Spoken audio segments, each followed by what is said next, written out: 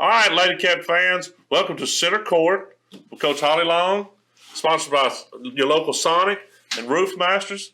Coach, let's talk about last night's game against Nacogdoches. I just checked. They're called the Nacogdoches Golden Dragons. I've never heard them called the Golden Dragons, but I was told that's what they was called. Well, it's that black and gold on their uniforms, I guess. I had never seen the gold. They've always been the Dragons to me. Coach, what I saw last night, and let's talk about this, the defense, that was the key to the game to me. I mean, y'all was like stifling them, just wearing them out. Is that? That's part of our plan, yes, sir. We want to try to be one of the best defense teams in our district. Well, last night, remember when they play us. Last night it was like Heather and Mariah was in their pockets all night long. Now I know that they were close, got away with a couple of bumps and this, that, but that was the defenses. You run the full court most of the time, correct? Yes. Yeah, we're trying to push the ball as much as we can. Yeah, pressuring the ball, getting the steals, running the floor, pushing the ball. That's our game plan. I want to talk about also Arista Owens last night. Played the game. I'm telling you, she was on the boards, on the floor, block shots. Talk about her just a little bit. I'm going to tell you, we were sitting in the office just a little bit ago, and we always put in our stats and things on Max Preps. And, every game we've got to give a player of the game. And I'm telling you, she had to be the player of the game last night. I mean, she had 10 deflections. She had six assists last night. And it's not always about, the points that you score.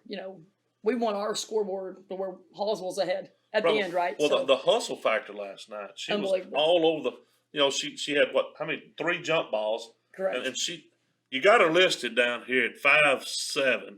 Yeah, I'm not Coach, she's about 5'5", 5'4". She may not quite be 5'7". But she played like she was 6'3" last night. That was an excellent game. Of course, Catherine Warford come back from injury. It's her first game back. She's only been able to play 3 games with us this year. Yeah. She ended up with a double-double. She did. How many points did she end up with last night? 12. 12 points and 10 rebounds. 10 rebounds. Mm-hmm. Now, 65 away from 500. Is that? She's pretty good. Well, after last night, yep, you're absolutely right. Yep. Yeah, she has 435 rebounds right now. My math in there. You said 75 the other day and minus 10. So there you go. Pretty close. There you go. So let's talk about this coming next couple of games. We got this Friday we got Winsboro.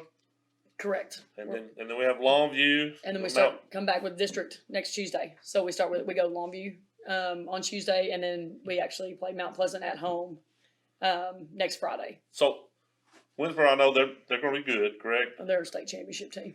So and then you got Longview back to back.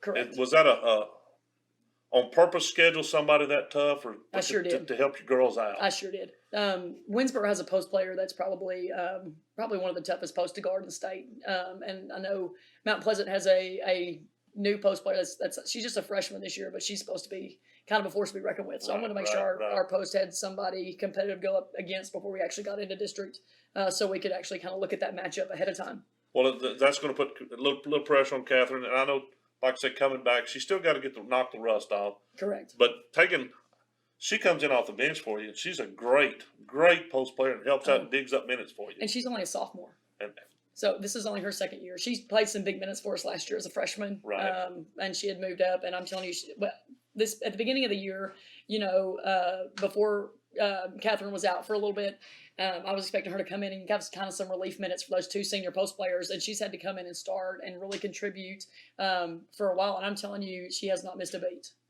She is a competitor. I mean, she'd had a great season in volleyball this year, right, and came right off of, that strong kind of winning culture of volleyball straight into basketball and just started competing.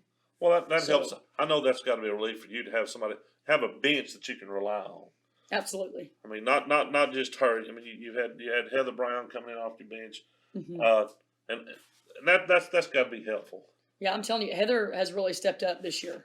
I mean, outstanding kid, not only on the court but off the court. But she reads things on the backside. She gets those run throughs. She gets that really nice position on that offside rebound underneath the basket. And she takes care of the ball. Right.